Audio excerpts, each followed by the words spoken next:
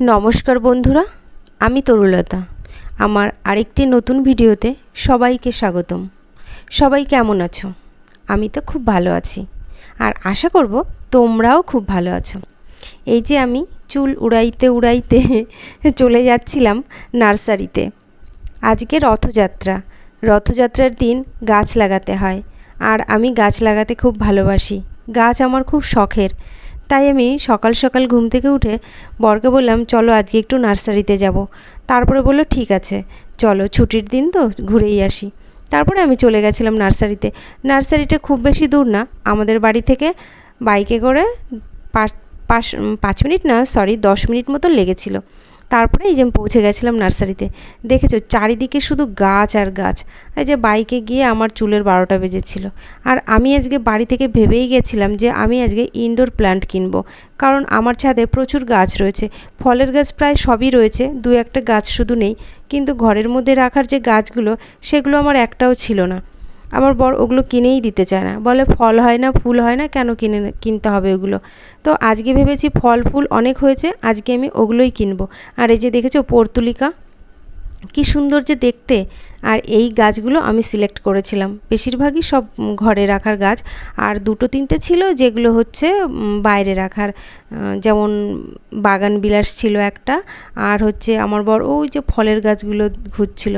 আর এই যে দেখো, যিনি মানে নার্সারি করেছে, নার্সারির মালিকের কত বুদ্ধি। অনেকগুলো গরুও পুষেছে, একটা গোশালা মতন করেছে। অনেক বড় বড় গরুগুলো, অস্ট্রেলিয়ান কী সব ভ্যারাইটির, আমি অত নাম জানি না। মানে গোবর সারও হয়ে যাচ্ছে একদিকে, অন্যদিকে দুধ বিক্রি করছে, এদিকে নার্সারিরও কাজ হয়ে যাচ্ছে গোবর সারে। মানে কত বুদ্ধি করে কাজ করেছে। এরকম বুদ্ধি করে কাজ করলে না জীবনে অনেক দূর এগোনো যায়। তো এই দাদাটা এক সময় মানে এতটাও বড় ছিল না, এখন ওনার ব্যবসাটা যতটা বড় হয়েছে, বুদ্ধি করে কাজ করেছে বলেই আজকে এই জায়গায় পৌঁছতে পেরেছে। আর এই যে বাগান বিলাস, এই ফুলগুলো না এখন এত সবাই ভালোবাসে, আমিও খুব ভালোবাসি। আমার ছাদেও এই ফুলগুলো আছে, অনেক রকমের আছে। চারিদিকে শুধু গাছ আর গাছ। এই যে ছোট ছোট চারা গাছ, এখান থেকে না অনলাইনেও মানে যায়, অনলাইনেও অ্যামাজন ফ্লিপকার্টের থেকে যারা গাছ কেনে এখান থেকেই যায়। আর আমার এই যে গরমে সকালবেলা না খুবই কষ্ট হয়ে যাচ্ছিল, কিন্তু বলা যাবে না, বললেই আমাকে কথা শোনাবে, সেই জন্য আমি কিছু বলছিলাম না। কারণ হচ্ছে সকালবেলাটা না রোদ ছিল, মানে মেঘে ঢেকে যাচ্ছিল, তখন অতটা রোদ ছিল না, কিন্তু মেঘটা যখনই সরে যাচ্ছিল তখন সেই ঝিকঝিকে রোদ, বাবা কি গরম, ভীষণই গরম লাগছিল। তো কি করা যাবে, একটু তো কষ্ট করতেই হবে মনের আনন্দের জন্য।